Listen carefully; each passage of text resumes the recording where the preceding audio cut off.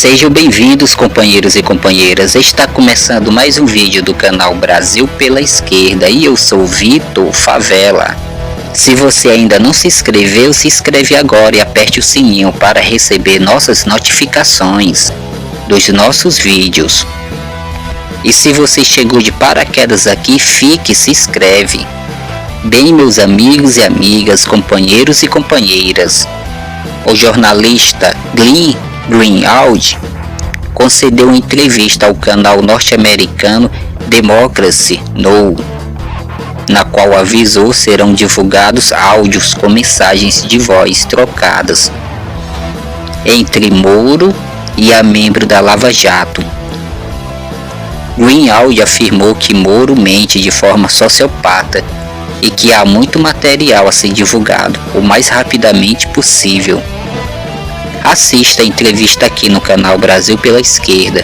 Está legendado. Fica aqui e hashtag Lula livre.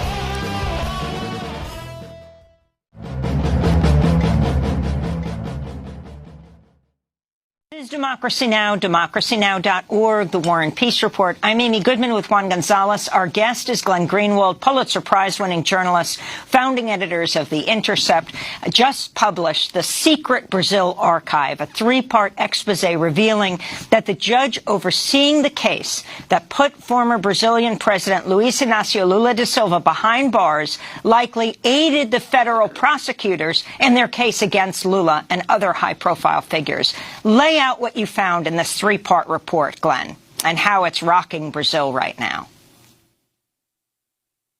Sure. So as your audience likely knows, because I've discussed it with you many times and you've covered it with other guests, Brazil is a country that has been swamped by multiple political crises, the impeachment of former Workers' Party President Dilma Rousseff, who succeeded Lula, the ascension of this far-right president, Jair Bolsonaro, economic crises and the like. But by far the biggest event in Brazil was the imprisonment last year of former President Lula da Silva, not just because he was such a giant on the world stage democratically, which he is, because he was elected overwhelmingly twice in 2002 and 2006, and his presidency was so successful in lifting millions of people out of poverty, in transforming Brazil, that he left Brazil and left office, with an 87% approval rating, which is unheard of. So to put somebody like that in prison is an earth-shattering story in and of itself, but it was made all the more consequential by the fact that all polls showed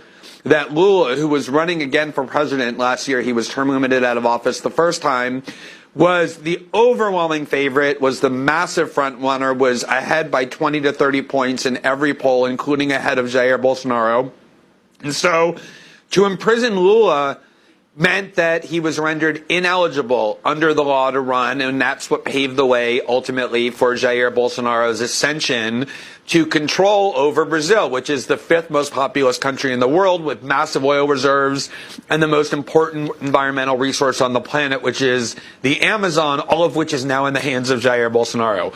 This was done by a task force of prosecutors and a judge, Sergio Moro, who have basically been turned into superheroes, into deities, by the Brazilian press and by the world press. Sergio Moro was heralded around the world as some great figure. He was named to the Time 100 list in 2016 and went to the gala in New York. He had a huge profile on him on 60 Minutes that was a puff piece, basically turning him into this noble anti-corruption figure. And there's been almost no questioning of anything that they've done, even though they've been using highly questionable practices. Here in Brazil, there's been a long time suspicion that they, in fact, were abusing their powers for political ends, that what they really were right-wing ideologues and operatives who were abusing the law to destroy the Workers' Party, one of the only left-wing parties in the entire democratic world that has dominated politics in a major country and has succeeded in anti-poverty programs, in order to usher in the pro-right faction into power, that they were abusing the law to basically put the leaders in prison to destroy the party. They've always vehemently denied this. They've said, we have no ideology, we have no party preference, we don't care who wins elections, we're only neutral judges and prosecutors applying the law. The archive that was provided to us by our source, this massive trove of secret documents about their internal communications, about their internal actions, their chats, their audios, their videos, an archive that, as I've said, is bigger in size than the Snowden archive was, which until that point was the largest leak in the history of U.S. journalism. Bigger than that, finally enables us to see the truth about what they really did. And the 3 stories that we published on Sunday, the reason they've shaken Brazil to the core is because Sergio Moro, after Bolsonaro won, thanks to Justice Moro putting Lula in prison, became the second most powerful person in Brazil because Bolsonaro created what he called a super justice ministry that Sergio Moro now runs. He's the justice minister of the country. It's like being an attorney general, but on steroids, controlling all law enforcement, surveillance, police actions. And what this material shows are 3 key things. Number 1, it shows that inside the prosecutor task force, they were talking openly about how they wanted to make sure that the Workers' Party lost the election. And we can talk about the specifics, but in particular, there was a judge who authorized Lula to give an interview from prison 12 days before the election, and they panicked, and they said, we need to stop this, because if Lula is allowed to be heard from, there's a good chance he will make PT win the election, and we need to put a stop to this. They said they were praying every day that PT doesn't return to power, PT being the Workers' Party. So this 5-year claim that they had, we don't have any preferences for parties, we don't care who wins elections, was an absolute lie. They were talking openly and explicitly about how their top priority was making sure PT didn't win the election, exactly what people have been accusing them of. Secondly, just like in the U.S., a judge is required to be neutral. A judge can't favor one side or the other. And there's long been a suspicion that Judge Moro, when he was ruling on these cases, like finding Lula guilty, finding other left-wing leaders guilty, and people from other parties guilty, that he was in fact collaborating in secret with the prosecutors to design the case. They vehemently and angrily denied this accusation. The head of the prosecutorial task force, who's a national hero in Brazil, Delton Dallagnol, wrote a book in which he said, these accusations are outrageous, they're disgusting. We have video of Judge Moro being asked about this, and he was so angry about it that he actually scoffed at it with a smile, saying, people talk about this as though it's Judge Moro's prosecution or Judge Moro's strategy. He said, people don't understand. Judges in Brazil have no role in prosecuting people. Our value is one of passivity. We simply listen to both sides, listen to the evidence, and make decisions. What the conversations that we publish show between Judge Moro and the head of the prosecutorial task force is that Judge Moro, in fact, was constantly directing, constructing, designing the entire prosecution, screaming at them when they were doing things that he thought were wrong, telling them how to better fortify the case, not just against Lula, but against other people. He was basically the commander of the prosecutorial team, and then walking into court as though he were sitting judging Lula's case and others as a neutral arbiter. So everything that they vehemently denied to the public they were doing, in fact they were doing for years, as these documents show. And then the third key revelation, as you said, is that the specific case for which they prosecuted Lula, namely the charge that he had received what they call a triplex apartment in order to make it sound very glamorous, when in fact it's kind of run down and shoddy, and Lula had the capability to buy it 100,000 times over if he wanted. But the charge was he received this triplex apartment and renovations to it in exchange for helping this construction company get contracts that they knew themselves 3 days before they indicted him, that they didn't have the evidence sufficient to show his guilt or even to justify why this case belonged with them. But they just decided they were going to go forward anyway because they knew they had a judge, in Judge Moro, now Minister Moro, single-mindedly devoted to the goal of imprisoning Lula, and not just imprisoning him, but doing so in time to make him ineligible to run for 2018's election out of fear that PT would win the election. So the consequences of this revelation have been enormous because Moro, as I said, is the second most powerful person in Brazil after Bolsonaro, but he's by far the most respected person, or at least was the most respected person.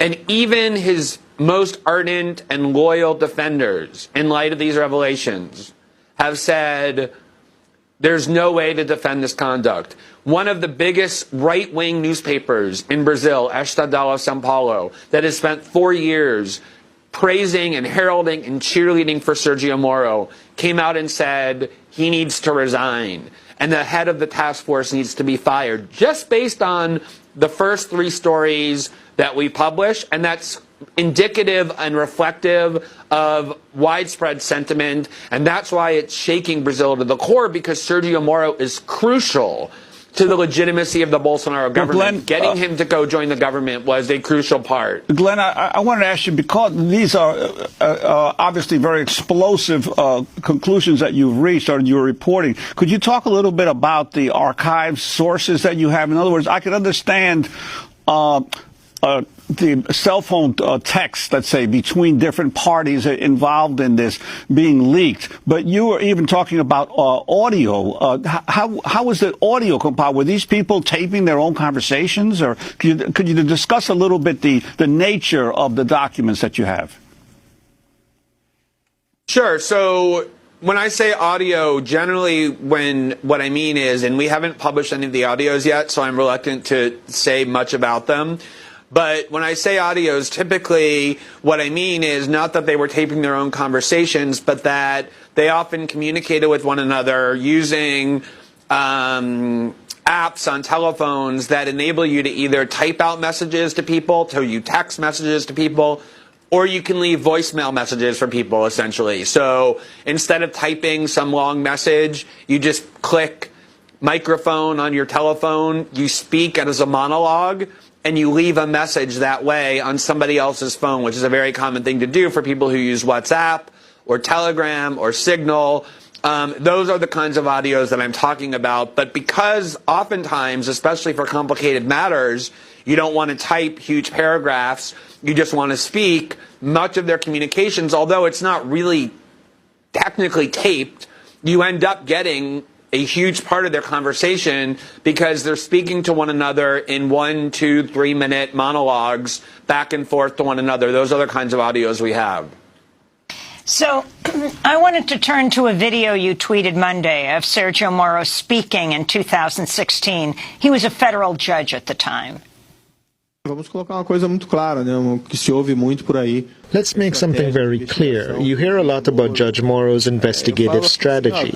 I often say the public prosecutor's office, the federal police, and the subsidiary bodies are the ones responsible for that. I don't have any investigative strategy at all. The people who investigate or who decide what to do and such is the public prosecutor and the federal police. The judge is reactive. We say that a judge should normally cultivate these passive virtues. And I even get irritated at times. I see somewhat unfounded criticism of my work saying that I am a judge, investigator. I say go ahead and identify them.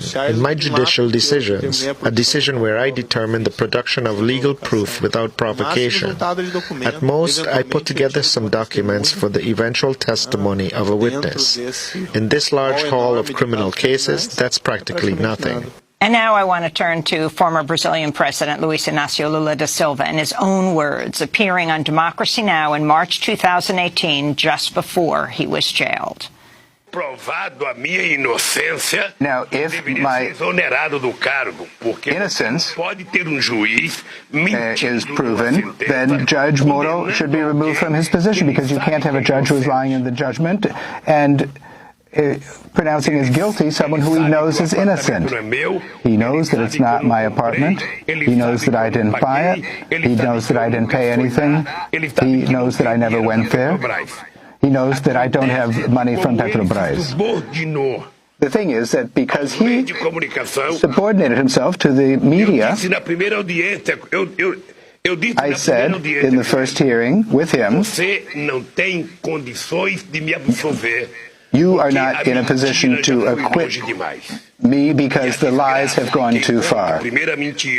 And the disgrace is that the one who tells the first lie continues lying and lying and lying to justify the first lie. And I'm going to prove that he has been lying. So that is now jailed former President Lula Inácio da Silva.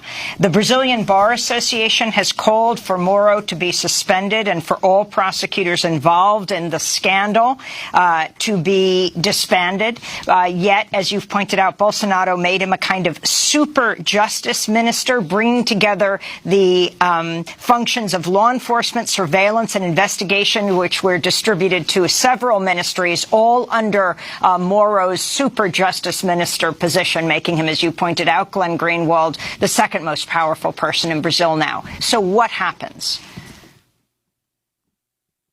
So it's so fascinating because the story reminds me so much of the Snowden story in so many ways. One way, remember that the Snowden story essentially began when Snowden heard James Clapper go before the Senate and just look at them and just lie to their faces when he was asked, are you collecting data about millions of Americans? And he said, no, sir, we're not doing that. We have no such program. And it was shocking to Snowden to watch somebody in that high of a position so sociopathically lie. And that's the thing that finally drove Snowden to decide with finality, I need to show the truth. That's the same reaction I have when I listen to Judge Moro look in the cameras and say, I get irritated at the notion that I have any involvement in the prosecution when I've now read all of the years worth of documents and conversations that a lot of which we publish and will continue to publish, showing that he did exactly what he looked at the camera and with this smirk and just so smugly denied.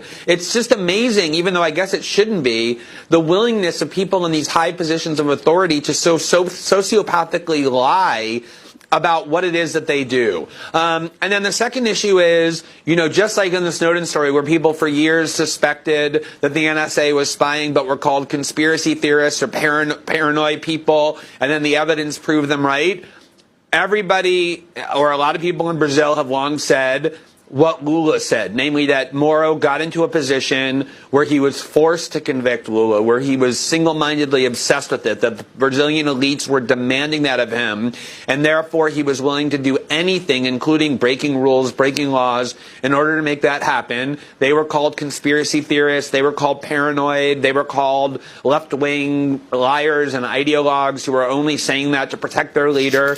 And as it turns out, what Lula said in that interview is absolutely right. And of course, the conviction that Sergio Moro issued, notwithstanding the fact that it was very strangely quickly affirmed by an appellate court in time to make him ineligible to run, is now called into doubt because we know, because we've all seen the evidence, that the process that led to his conviction was deeply and inherently corrupted in the most basic way, because the person who found him guilty was doing exactly that which judges are prohibited from doing. And the Supreme Court will now decide whether that conviction can be maintained in light of what we've shown.